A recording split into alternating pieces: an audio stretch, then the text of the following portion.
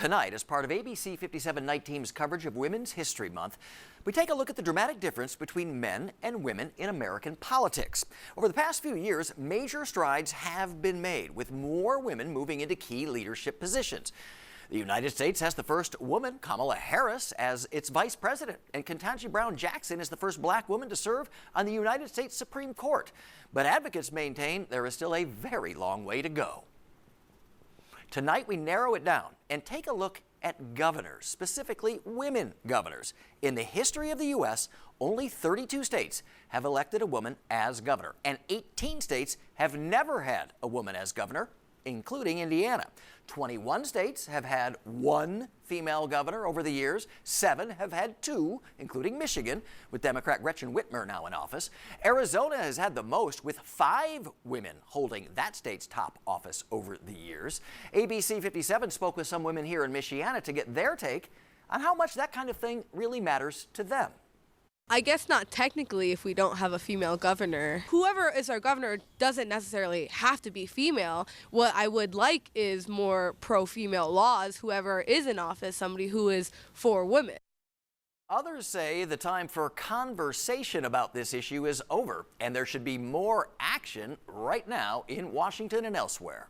I just think that we're beyond the point that this should still be what we're talking about. Like, I appreciate that we have International Women's Day, that we have International Women's Month, but it shouldn't take a day or a month for people to recognize what isn't happening and what isn't working for women especially. It's great that we're asking and we're trying to fix the problem, but now we actually need to fix the problems.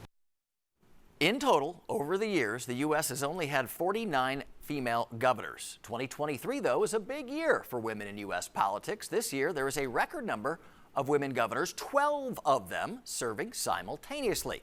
That's still less than a quarter of all of the governorships. ABC 57 News sat down with IUSB professor of political science, Dr. Elizabeth Bennion, on this issue as well. She says there are a number of reasons women don't feel comfortable going into politics.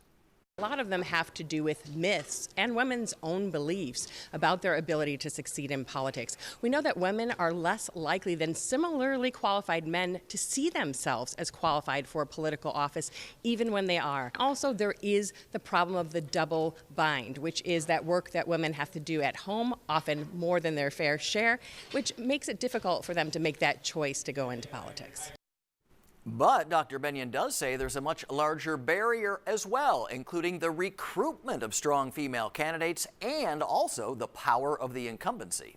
The biggest barrier right now to leaping ahead in terms of the number of women in office is having the parties recruit women for office. We particularly need to see more of that from the GOP, but in both parties, one of the things that we see is that women aren't always recruited, because when they win, they will win when they run. And one of the biggest institutional barriers right now for women is incumbency. Incumbents, those people holding the office, are always favored over challengers unless there's been a big scandal. Dr. Bennion says when a female incumbent is up against a challenger, male or female, the outcome is often the same, with the incumbents staying in office. We'll keep watching this and keep you posted as 2023, the year of the woman in politics, rolls on.